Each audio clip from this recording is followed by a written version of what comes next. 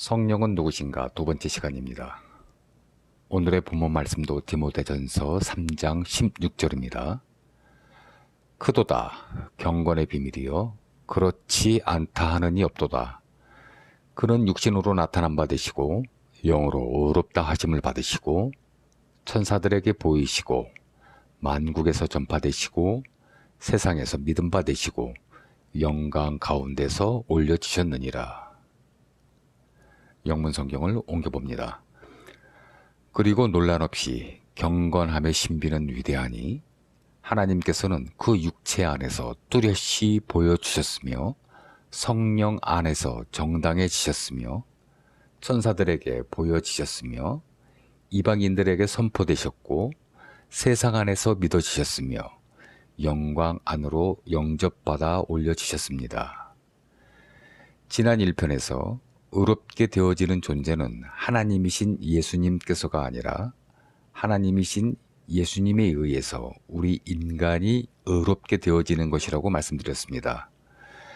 그래서 영으로 의롭다 하심을 받으시고는 성령으로 불리셔도 정당성이 입증되셨고, 즉 예수님께서 성령님이시다는 뜻임을 말씀드렸습니다. 고린도 후서에서도 이렇게 말씀하십니다.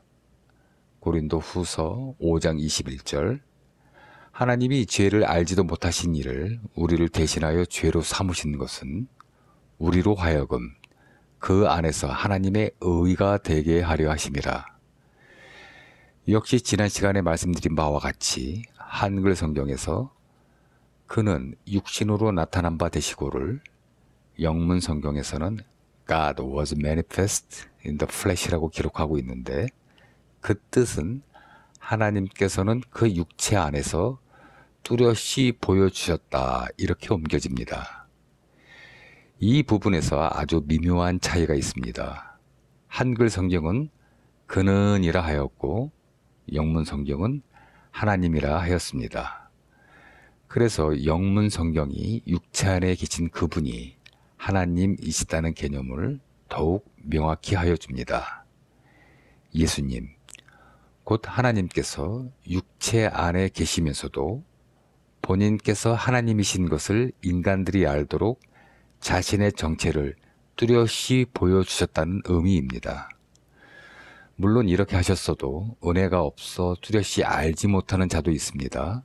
그리고 알아도 믿지 못하는 자도 있습니다. 참고로 매니페스트는 appear, 나타나다와 다른 말입니다. 말하자면 성경에서 appear는 하늘의 무지개 또는 별이 나타나다, 골목을 지나자 교회가 나타났다 등 외형적인 존재가 나의 시야 안에 나타날 때 사용하는 것이고, 매니페스트는 어떤 존재의 내부에 있던 정체성, 성질, 기질, 사상, 생각 등이 밖으로 표현되어 나타날 때 사용합니다.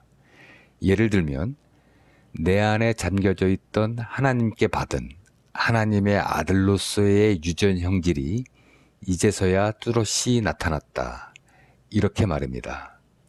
로마서 8장 19절에 나타나다도 이러한 의미입니다. 세 번째, Seen of Angels, 천사들에게 보여지셨으며, 이 부분도 깊은 의미가 있습니다. 디모데전서 3장 16절 말씀 첫 부분의 한글 개역 개정 성경을 그대로 인용하자면 그는 육신으로 나타난 바 되시고, 즉 하나님께서 육신을 입고 나타나셨고 그래서 천사들에게 보여지셨다는 의미인데 수동태를 사용하여 말씀하셨습니다. 이것은 다시 말하면 하나님께서 육체를 입으시거나 가시적인 형태로 자신을 나타내셔야만 천사들도 하나님을 볼 수 있다는 의미가 담겨 있는 것입니다.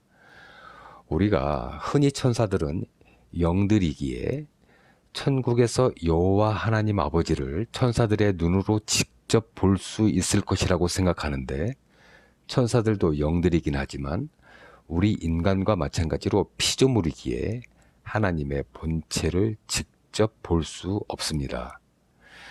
천사의 날개도 직접 볼 수 없는 하나님과 관련이 있습니다. 우리는 천사의 날개에 대한 오해를 가지고 있습니다. 천사는 날아다니니까 날개가 필요하다고 생각한다는 것입니다.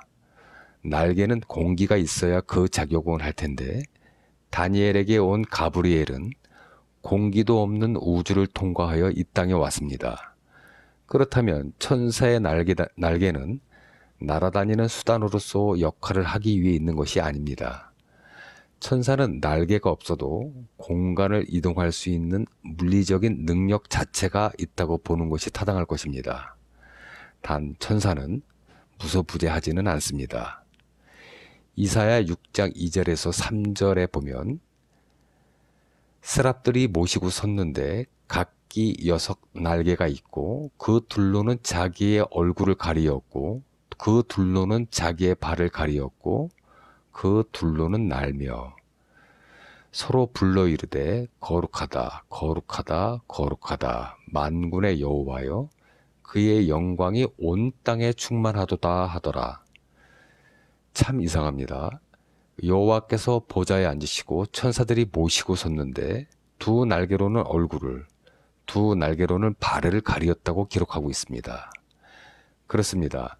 날개의 사용법은 가리는 데에 있습니다. 나머지 둘로 날며에서 이때 날며는 새처럼 날아다니는 그 날아다님이 아니라 공중에서 하나님을 찬송하며 춤추는 모양새입니다.